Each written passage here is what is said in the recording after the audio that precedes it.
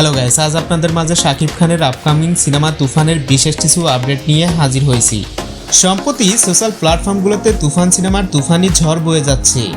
এ ছবি নিয়ে দর্শকদের মাঝে আছে নানান উত্তেজনা। এখন বলতে চলেছি তুফানের মেইন গল্পে কি থাকতে পারে। ছবিটি মুক্তির আগেই এক শ্রেণীর দর্শক দাবি করেছে এটা কেজিএফ অথবা অ্যানিমেলের নকল। তাদের জন্য বলে রাখা ভালো, তুফানের সাথে কেজিএফ অথবা অ্যানিমেলের কোনো মিল নেই। ছবিটি 90 দশকের হওয়ায় এর সাথে কেজিএফ এর পোশাকের মিল পাওয়া যায়, বাট এটা কোনো কপি নয়।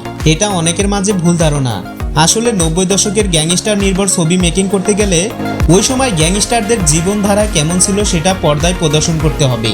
আর এমনটাই হয়েছে শাকিবের তুফান ছবির সাথে। এটা অনেকে না বুঝে নকলের অভিযোগ দায়ের করেছিল। সে যাই হোক, তুফান দেখার পর দর্শক তো সিনেমা হলে সিটি মারা শুরু করবে। এ ছবির টাইটেল গানে এমন কিছু দেখতে পেলাম যা দেখে মনে হলো ছবির গল্প যে কোথায় মোড় নিতে চলেছে তা এখনো রিয়েলাইজ করা যাচ্ছে না। ছবির মেইন ভিলেনকে সেটাও এখনো ক্লিয়ারলি বোঝা যায়নি।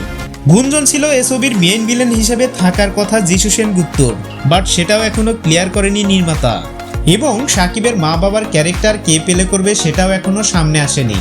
ফাইনালি দর্শকের এখনো বোঝা বাকি তুফানের মেইন টুইস্ট কি হতে পারে। পার্সোনালি আমার কাছে যেটা মনে হচ্ছে, এটা যদি সাউথের কোনো ছবি নকল না হয় তাহলে তো অনেক ভালো। এখন প্রশ্ন থাকে এর গল্প কেমন হতে পারে। আসলে প্রথম থেকেই শোনা যাচ্ছিল তুফান ছবিটি 90 দশকের গল্পকে কেন্দ্র করে লেখা, আর তাই এ ছবির বাড়ি গাড়ি দালান কোঠা থেকে শুরু করে সবকিছুই ওই আমলের দেখানো হয়েছে। যদিও এর আগে গ্যাংস্টার নির্ভর শাকিব খান বেশ কিছু সিনেমা করেছে, কিন্তু সেগুলো কোয়ালিটি সম্পূর্ণ ছিল না।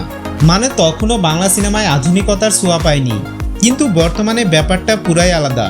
আমি গ্যারান্টি দিয়ে বলতে পারি তুফান ছবিটি সিনেমা হলে যখন দেখা শুরু করবে, এক মুহূর্তের জন্য কেউ স্ক্রিন থেকে চোখ সরাতে চাইবে না।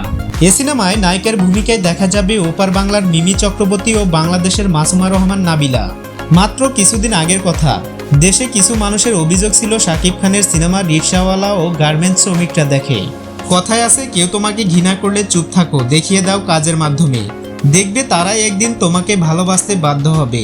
তাই একসময় যারা শাকিবের সিনেমা দেখে আজে বাজে মন্তব্য করত, তারাই এখন বাহবা দিচ্ছে। বর্তমানে শাকিব খানের দাপট এতটাই বেশি, আসন্ন ঈদের দেশে অনেক সিনেমা রিলিজ দেওয়ার কথা থাকলেও সেগুলো নানা অজুহাত দেখিয়ে ডেট পিছিয়ে নিচ্ছে। কারণ এতদিন শাকিবের দাপট ছিল সিঙ্গেল স্ক্রিনে, এখন দেশের মাল্টিপ্লেক্সগুলোও শাকিবের কবজায়।